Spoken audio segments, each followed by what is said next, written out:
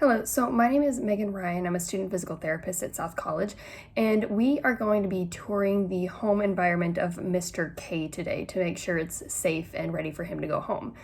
So he lives on the second floor of an apartment complex with outdoor access in a one-bedroom, one-bathroom unit. Mr. K does have two cats, so we will assess kind of their activity and their movement throughout the apartment as well, just to kind of get a feel for how safe it is. And then from there, we'll just tour the environment. All right, so we're gonna start here at the entrance, and we've got these stairs to climb up. And what I'm noticing as we're climbing these stairs is that there does not seem to be very good lighting out here. There is this one light here, which doesn't seem sufficient enough to give good lighting for Mr. K's safety. So what I might recommend is maybe putting a little light on his cane when he comes home. That way he's able to see at night when he's navigating these stairs, and that way it's a little more safe for him. I'm also noticing that there are quite a few steps to get up to his home, and so we will be writing goals centered around this to help him get home. One thing I do notice is that there is no doorbell out here, and what they do is they sell doorbells at Lowe's or Home Depot for a good price. That would just be a good addition to the home in case he gets visitors. It'll just make it easier for him to hear.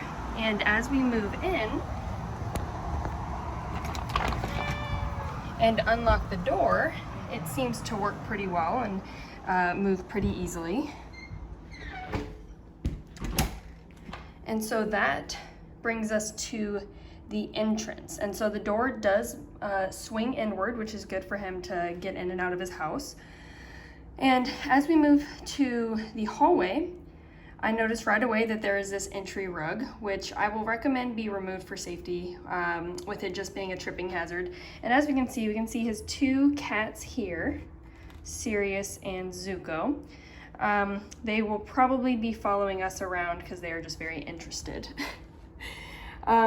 So I do also notice that the hallway is a good width right here, so it makes navigating through the hallway really easy.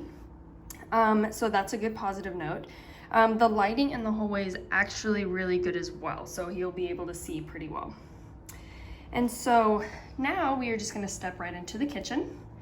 And what I notice immediately is, again, this rug right here, right in front of the sink. Again, I would probably recommend it be removed just because it is a tripping hazard.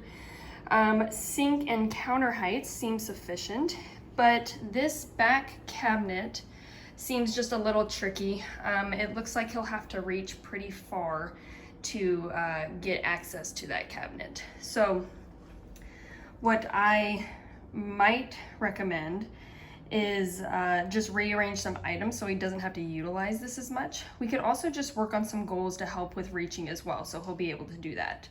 And now we're gonna move up under the sink, and we see underneath here, and we can see that there are no hot water pipes exposed. There's a good amount of storage under here. Yeah, so, and then we'll move back up. Excuse me, Zuko. Thank you. As we move back up to the oven, we can see that if Mr. K wanted to cook, he could easily move items from the oven over here to this counter space, or this counter space, or even utilize the stove right above.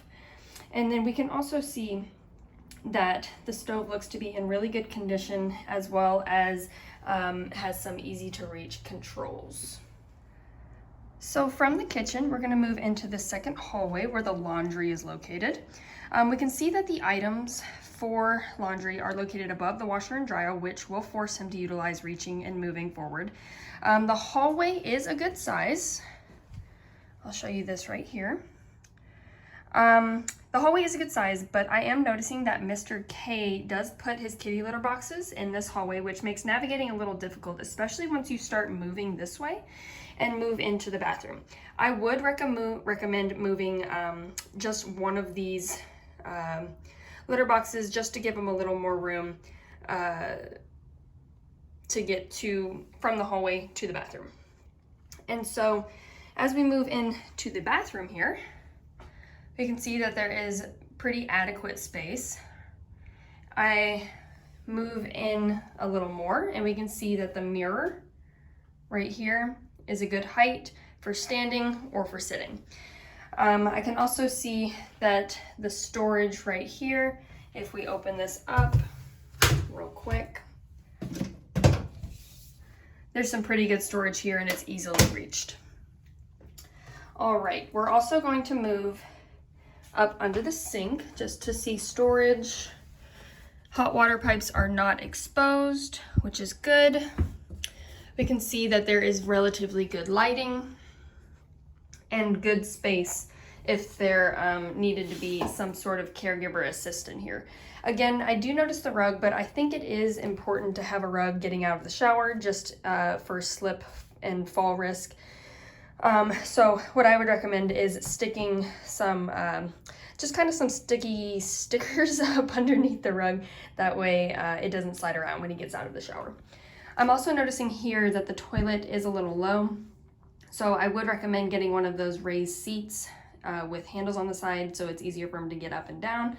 And then also I see that he has a tub shower, which is fine. I would just recommend getting a transfer seat or a seat within the shower so he can easily get in and out, just as safe as possible. I do notice right here that there is a hand railing, which is good and will help him if he needs some assistance in the shower with balance.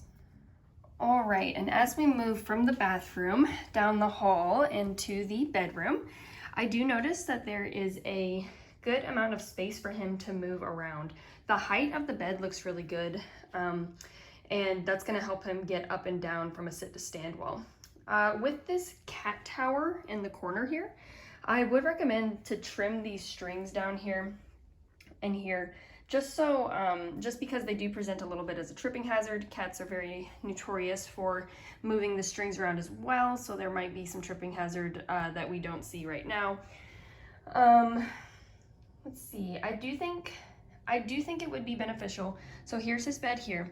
It would be beneficial to have a nightstand just in this little corner right here. And I say that just so he can place his phone near him at night if he needs to use it, as well as maybe getting a lamp to help with lighting near his bed. As we move into the closet, I can see that there is adequate storage space. It looks like there are some tall shelves up here, although it does come with these built-in shelves as well. And you can see that they are high and low enough, so this third shelf up here kind of comes right up to my sternum, which is a good height, and there is adequate space to move around, which is not gonna present with tripping hazards. I might just recommend these storage items be placed a little more condensed, that way he doesn't trip. But I do see that there is good storage space. He does have options to hang his clothes, and so I think this is a really good area for him. All right. So from the bedroom, we are going to move in to the dining room slash his home gaming office slash his living room. So as we move in, there does seem to be a good amount of space in this room. I do see just a few cat toys around. So there's one here, there's one over here, and if I know Mr. K's cats, and I think I do, there normally is a lot more cat toys around than this. So I would just suggest moving some of these cat toys out of the walkway just to make it a little more safe, or just be aware that his cats are gonna move it. So the transition from the dining room to the living room is just a little bit concerning because of this transition from hardwood to carpet right here. There is that little bump, so I would maybe just address this kind of stuff in our treatment sessions. That way he knows to really pick up his feet when walking and not drag. As we move into the living room, the couch height and recliner height, they look to be a good height, although when I move in here, I do notice that this table is just a little bit close to the couch and does take up quite a bit of room. There is still room to move about here, but what I might recommend is removing this table from the area completely, or at least move it out of the way from the couch. And from there, that will take us to the balcony right here. So as we move to the balcony, we notice that this door is pretty difficult to move and a little cumbersome. But as we move out to the balcony, I'll close that. As we move out to the balcony, we see there is quite a few, there is a good amount of space out here. I do see that he's got his plant here as well as here. I would recommend maybe moving this plant up there so it's just a little easier to water. But other than that, really great space. I might recommend decluttering this space a little just because, unless it is out of the way and he doesn't go back there, then that's fine. One thing I do notice is this plant up here and these bikes that are a little bit in the way. I am concerned about this plant just because it is higher up and near the edge. So what I may recommend doing is maybe either moving the plant to a better height for him to reach, or get one of those little self-watering gadgets from Lowe's. That way he doesn't always have to reach up and be that close to the railing outside. Alright, so now that we've done a complete environmental scan, I would like to talk a little bit about his goals. So going through his house, I noticed the stairs leading up to his house could present with a slight challenge. It might even deter him from leaving his house altogether. So because of this, our SMART goals will include these aspects. So in 3 days, Mr. K will be able to score at least a 90 on the 2-minute step test to ambulate up and down the stairs to his apartment. I would also like to set up a goal for him to reach at different items in his home due to the fact that many of his household items are in places where reaching is necessary, especially his plant outside on his deck that he needs to water every day.